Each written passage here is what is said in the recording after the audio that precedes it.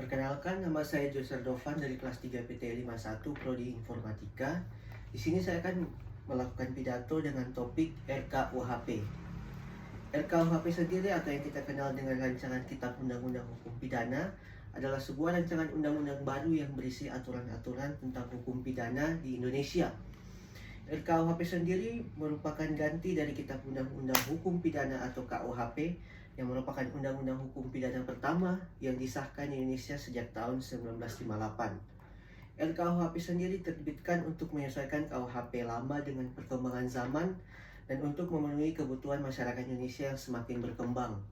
RKUHP telah menjadi kontroversial karena beberapa pasal yang dianggap bertentangan dengan prinsip-prinsip hukum yang adil dan menghormati hak asasi manusia. Latar belakang terbitannya RKUHP sendiri, saya mengambil tiga latar belakang, yaitu yang pertama, KUHP dinilai sudah tidak sesuai dengan perkembangan hidup zaman dan kebutuhan masyarakat Indonesia yang semakin modern. RKUHP juga dianggap lebih sesuai dengan perkembangan zaman dan kebutuhan masyarakat Indonesia saat ini. Yang kedua, KUHP dianggap terlalu kaku dan tidak fleksibel dalam menangani tindak pidana yang terjadi di Indonesia. RKUHP dianggap lebih fleksibel dalam menangani tindak pidana yang terjadi di Indonesia. KUHP juga kurang mengakomodasi prinsip-prinsip hukum yang adil dan menghormati hak asasi manusia.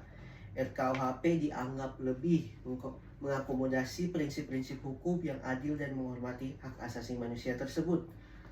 Saya juga mengambil pasal-pasal yang dianggap kontroversial dalam RKUHP ini.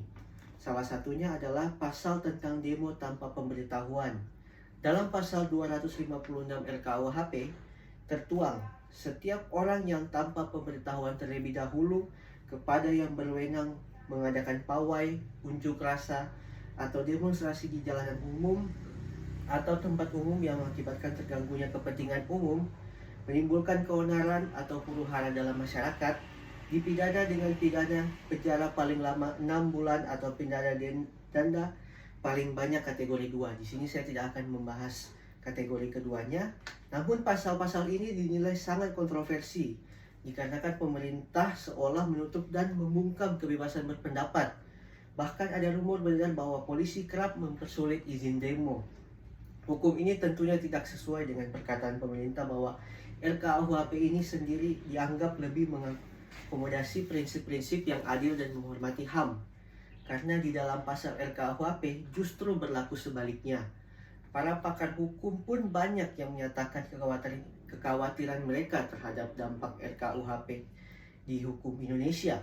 Bukan hanya pakar hukum, masyarakat sendiri sudah sering melakukan demonstrasi terhadap RKUHP ini. Namun, pemerintah seolah tidak peduli dan tutup telinga terhadap suara-suara rakyat. Mereka ingin mengesahkan hukum-hukum tersebut tanpa adanya rasa takut terhadap dampak yang akan terjadi dari pengesahan tersebut.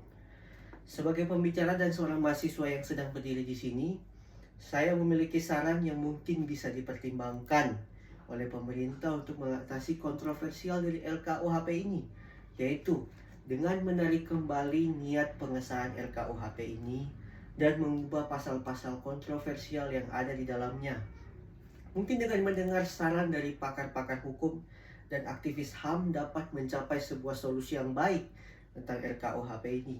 Selain itu, penyusunan RKUHP sendiri diharapkan bisa dilakukan dengan secara transparan, yaitu dengan adanya keterbukaan, saling bertukar pendapat, dan tidak menutup telinga terhadap pendapat-pendapat dari luar. Dengan cara itu, mungkin RKUHP ini dapat disahkan tanpa adanya kontroversial yang timbul. Demikianlah pidato singkat dari saya. Terima kasih.